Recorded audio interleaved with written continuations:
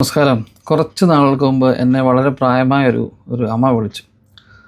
അമ്മ പറയുന്നത് അവർ ഒരു ഗവൺമെൻറ് ജോബിൽ ചെയ്തുകൊണ്ടിരുന്ന ഒരു ക്ലറിക്കൽ ജോബ് ചെയ്തുകൊണ്ടിരുന്ന ഒരു ലേഡിയാണ്. വിവാഹം കഴിഞ്ഞ് ഏതാണ്ട് ഒരു 10-11 വർഷം കഴിഞ്ഞപ്പം അവരുടെ ഭർത്താവ് മരിച്ചു. വീട്ടുകളിൽ നിന്നും വലിയ സപ്പോർട്ടൊന്നും ഉണ്ടായില്ല. ഭർത്താവിൻ്റെ ഒരു അകന്ന ഒരു സഹോദരനും ഫാമിലിയും മാത്രമേ ഇവരെ സാമ്പത്തികമായിട്ടൊക്കെ സഹായിക്കാറുണ്ടായിരുന്നുള്ളൂ. 2-3 കുട്ടികളുണ്ട്. അവരെയൊക്കെ വളരെ കഷ്ടപ്പെട്ടാണ് ഈ സ്ത്രീ പഠിപ്പിച്ചത്. അങ്ങനെ ഈ മക്കളൊക്കെ ഒരുവിധം നല്ല ലെവലിലെത്തി. പക്ഷേങ്കിൽ ഈ കുഞ്ഞുങ്ങൾ എന്താ ചെയ്യുന്നത് വെച്ച് കഴിഞ്ഞാൽ ഇവർക്ക് ഒരു ഇച്ചിരി പുരോടൊക്കെ ഉണ്ട്. ഇവരാരും ഈ അമ്മയെ സംരക്ഷിക്കുവോ, അമ്മയ്ക്ക് എങ്ങനെ ഉണ്ടെന്ന് ചോദിക്കുവോ, ഇതൊന്നും ചെയ്യുന്നില്ല. അപ്പം ഈ പുരയിടം ആണെങ്കിൽ ഈ ആകെ അവർ പറയുന്ന ആകെ 10 സെൻറ്റ് സ്ഥലം കണ്ടേ ഉള്ളൂ. അത് തന്നെ വേണ്ടി ഭയങ്കര വഴക്കാണ് ഈ മക്കൾ. അത് വേണം, അത് ഇച്ചിരി നല്ല ഒരു ലക്ഷറി ഏരിയയിലാണ് ആ വസ്തു ഉള്ളത്. അപ്പോൾ അത് വിറ്റാൽ അത്യാവശ്യം നല്ല പൈസ ഒക്കെ കിട്ടും. അപ്പോൾ സ്വാഭാവികമായിട്ടും നമ്മുടെ നാട്ടിലൊക്കെ രീതി വെച്ച് കഴിഞ്ഞാൽ ഈ അപ്പനെയും അമ്മയെ സംരക്ഷിക്കുന്ന ആൾക്കാണല്ലോ ഈ ഈ പുരയിടം കൊടുക്കുന്നത്. അപ്പോൾ എല്ലാവരും അങ്ങ് അമ്മയെ സംരക്ഷിക്കാൻ റെഡിയാണ്. പക്ഷേങ്കിൽ ഈ വീട്ടിൽ ചെന്ന് നിൽക്കുമ്പം അല്ല അവരുടെ വീട്ടിൽ നിൽക്കുമ്പം കുത്തുവാക്കുകളും മറ്റു കാര്യങ്ങളുമാണ് ഇവർ പറയുന്നത്.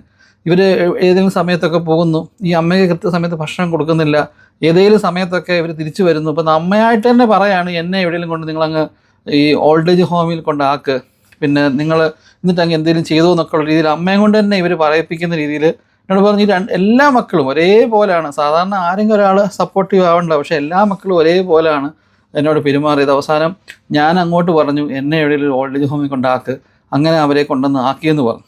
ഞാൻ പറഞ്ഞു വന്നത്, ഈ അമ്മ പറയുകയാണ് മക്കളുടെ. അപ്പം ഞാൻ ചോദിച്ചു, മക്കൾ അങ്ങനെ ചെയ്തപ്പോൾ അമ്മയ്ക്ക് വിഷമം ഉണ്ടോ വെച്ചപ്പോൾ എന്നോട് പറഞ്ഞു, മോനെ ആദ്യമൊക്കെ ഞാൻ കരുതി ഇവരുടെ തിരക്കായിരിക്കുമെന്ന്.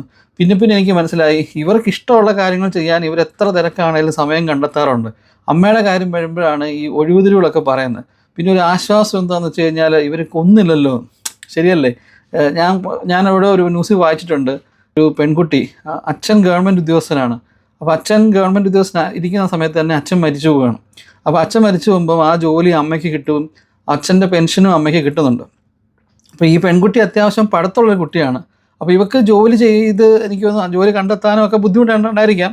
അപ്പോൾ ഈ അമ്മ ഇല്ലാതായാൽ ആ ജോലി ഇവർക്ക് കിട്ടുമെന്നൊരു ധാരണ ഇവർക്ക് ഉണ്ടായി. അതിനുവേണ്ടി ഈ പെങ്കൊച്ച് എന്താ ചെയ്തെന്ന് വെച്ച് കഴിഞ്ഞാൽ കൂട്ടുകാരെ ചേർത്ത് വെച്ച് കൂട്ടുകാരുടെ സഹായത്തോടെ അവർക്കൊരു 7 ലക്ഷം രൂപ കൊടുത്ത് വാടക കൊലയാളിയെ കൊണ്ടുവന്ന് ഈ അമ്മയെ കൊന്നുകളയാണ്. പക്ഷേ പോലീസ് വളരെ വിദഗ്ധമായിട്ട് തന്നെ ഇതിൻ്റെ പ്രതികളെ കണ്ടെത്തുകയും ഈ പെൺകുട്ടിയിലേക്ക് കേസ് അന്വേഷിക്കാൻ എത്തുകയും ഇവരെ അറസ്റ്റ് ചെയ്യുകയൊക്കെ ചെയ്തു. ജയറാമിൻ്റെ ഒരു പഴയൊരു പടത്തിനകത്ത്, ഞാൻ പടത്തിൻ്റെ പേര് മറന്നുപോയി, ഇതുപോലെ ജോലി കിട്ടാൻ വേണ്ടി അച്ഛനെ കൊല്ലാൻ ശ്രമിക്കുന്ന ഒരു കൺസെപ്റ്റ് ഉണ്ട്. അന്ന് ആ പടം കണ്ടപ്പോൾ നമ്മൾ ചിന്തിച്ചു, അയ്യോ മക്കളൊക്കെ ഇങ്ങനെ ചിന്തിക്കുമോ എന്ന്. കാരണം അന്ന് ആ ഒരു എഴുത്തുകാരന് ആ ഒരു കൺസെപ്റ്റ് എഴുതിയെങ്കിൽ ഒരുപക്ഷെ അയാളുടെ അറിവിലുള്ള എന്തെങ്കിലും നടന്ന സംഭവമായിരിക്കാം. പണ്ടുമുണ്ട് ഇത്തരം ആൾക്കാർ, ഇപ്പോഴും ഉണ്ട്. ഇപ്പോൾ ഇന്നിപ്പോൾ സോഷ്യൽ മീഡിയ ഒക്കെ വളരെ ആക്റ്റീവ് ആയതുകൊണ്ട് ഇവൻ അങ്ങ് നോർത്ത് നടക്കുന്ന കാര്യം പോലും നമ്മൾ പെട്ടെന്ന് അറിയുന്നേ ഉള്ളൂ. അപ്പം ഈ അമ്മനോട് പറയാണ്, ഒന്നുമല്ല അവരെന്നെ കൊന്നില്ലല്ലോ, സ്വത്താണ് അവർക്ക് ആവശ്യം, അവരെന്നെ കൊണ്ടുവന്നൊരു വൃദ്ധസദനത്തിൽ ഉണ്ടാക്കി, എനിക്ക് ഇച്ചിരി പെൻഷനും കാര്യങ്ങളൊക്കെ ഉണ്ട്, കുഴപ്പമൊന്നുമില്ല, ഞാൻ പോകുന്നു. മക്കൾ വിളിക്കാറേ ഇല്ലെന്ന് പറഞ്ഞു. മക്കൾക്ക് അങ്ങനെ ഒരു കൺസേണേ ഇല്ല, മക്കൾ വിളിക്കാറേ ഇല്ല. അവർക്ക് അമ്മ പോയതിനകത്ത് വിഷമവും ഇല്ല, ഒന്നുമില്ല. ഞാൻ ഇങ്ങനെ മക്കളുണ്ട്. ഇതിപ്പോൾ എന്ന് തീരുന്ന വെച്ചാൽ ഇത് ഒരിക്കലും തീരത്തില്ല.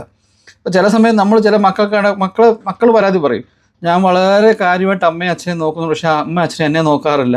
ചില മക്കൾ വളരെ വിഷമത്തോട് പറയും. എന്നാൽ നേരെ തിരിച്ചു ചില മാതാപിതാക്കൾ പറയും, ഞങ്ങൾ വളരെ കാര്യമായിട്ട് മക്കളെ നോക്കുന്നുണ്ട്, മക്കൾ നോക്കുന്നില്ല. ഇതൊക്കെ ഞാൻ ഓരോരുത്തരുടെ ഓരോ വിധിയാണ്. അത് ആ ഒരു വിധി നമ്മൾ അനുഭവിച്ചേ പറ്റത്തുള്ളൂ. അപ്പോൾ ആരിൽ നിന്നും നമ്മളൊന്നും എക്സ്പെക്റ്റ് ചെയ്തിട്ട് കാര്യമില്ല. നമ്മൾ ചിലപ്പോൾ നമ്മൾ കരുതുന്ന ആൾക്കാരായിരിക്കത്തില്ല കരുതത്തില്ല എന്ന് കരുതുന്നത് ചിലപ്പോൾ നമ്മളെ കരുതിയെന്നിരിക്കും. വിധി എന്താണല്ലോ അത് നമ്മൾ സ്വീകരിക്കുക. പക്ഷേ എൻ്റെ ഒരു അഭിപ്രായത്തിൽ പ്രായമായ ആൾക്കാരോട് ഒരിക്കൽ പോലും ഇങ്ങനെ നമ്മൾ ചെയ്യരുത്. അവരിനി എന്തോ വലിയ ദോഷം വന്നാലും നമുക്ക് ജന്മം നൽകിയ അച്ഛനും അമ്മയാണ്. അവരെ നമ്മൾ സംരക്ഷിക്കാൻ പറ്റുന്നതിൻ്റെ മാക്സിമം നമ്മൾ സംരക്ഷിക്കാൻ തന്നെ ശ്രമിക്കണം. Thank you.